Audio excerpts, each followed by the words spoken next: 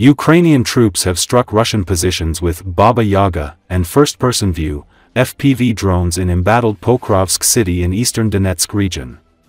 Video footage of the operation released in social media shows large-scale drone strikes on a number of Russian positions in the area. Russian troops tried to flee as drones were being launched. Some Russian servicemen were captured by Ukrainian troops during the operation. Another Russian soldier waved a white flag and surrendered to Ukrainians without resistance after realizing that fighting was futile. He was then taken away from the area by Ukrainian soldiers. Earlier, local media reported that Ukrainian troops removed a Russian flag raised in the entry point of Pokrovsk city. The flag remained in the city for 1 hour before being destroyed by Ukrainian drones. There have been no reports that the city has changed hands. Being a logistics hub, the strategic city of Pokrovsk has been the focal point of fighting, with armies from both countries seeking to gain control. According to information provided by the Ukrainian military on October 24, at least 250 Russian troops currently remain in Pokrovsk, and are engaging in gunfights and shooting at Ukrainian soldiers in positions, including drone operators. Earlier, the Institute for the Study of War, ISW, reported that Russian troops advanced in the central and western parts of Pokrovsk and took positions along the railroad.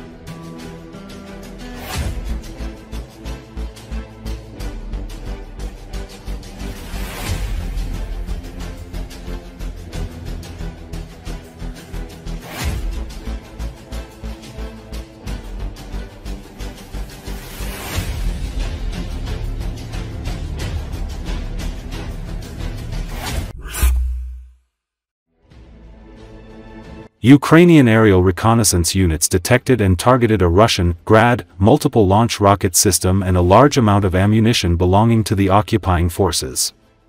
Although the Russian soldiers in the area tried to hide the ammunition in a partially destroyed building, they failed to escape the attention of Ukrainian drones. As a result of strikes carried out by kamikaze drones, the Grad system and the ammunition were blown up and destroyed.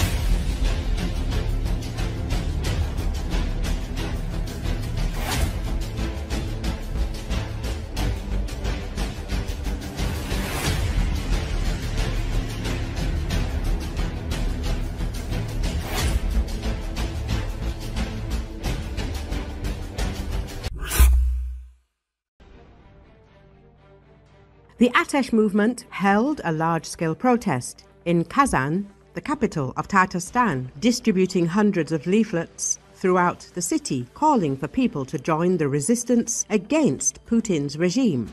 Activists noted that the main goal of the protest was to remind people that the Tatar people have always been a symbol of strength, freedom, and national identity, which the Kremlin is trying to destroy. For years, Moscow has been pursuing a policy of suppressing Tatar identity. In Tatarstan, the teaching of the native language is being curtailed. Control over religious organizations is being tightened, and activists who defend the cultural and political rights of the people are being persecuted. Thus, a region rich in traditions and culture is being transformed into yet another province under the strict control of the Putin regime.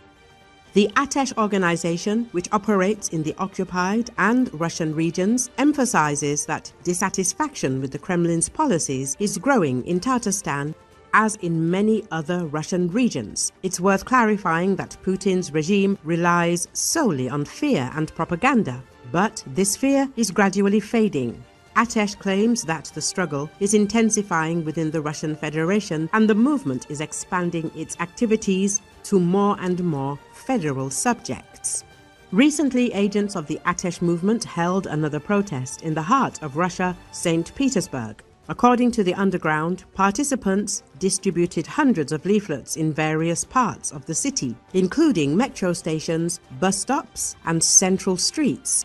They contained calls to join the resistance movement and fight against Putin's regime. Despite increased patrols and a dense network of surveillance cameras, the operation was a success. Activists noted that interest in the resistance in Russia is growing, especially against the backdrop of the worsening economic situation and growing discontent with the war in Ukraine. According to Atesh representatives, even in traditionally loyal cities like St. Petersburg, more and more citizens are expressing fatigue with the Kremlin's repression and lies. Dissatisfaction with the regime is growing. The movement emphasizes that every piece of information transmitted about military installations, troop movements, or any other actions by Russian forces helps Ukraine and brings the regime's fall closer.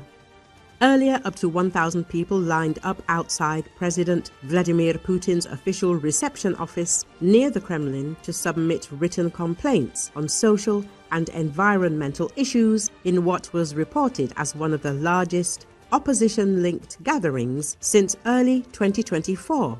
Their appeals ranged from the preservation of green spaces and architectural landmarks to opposition to toll roads, demolition projects, and cuts to social benefits.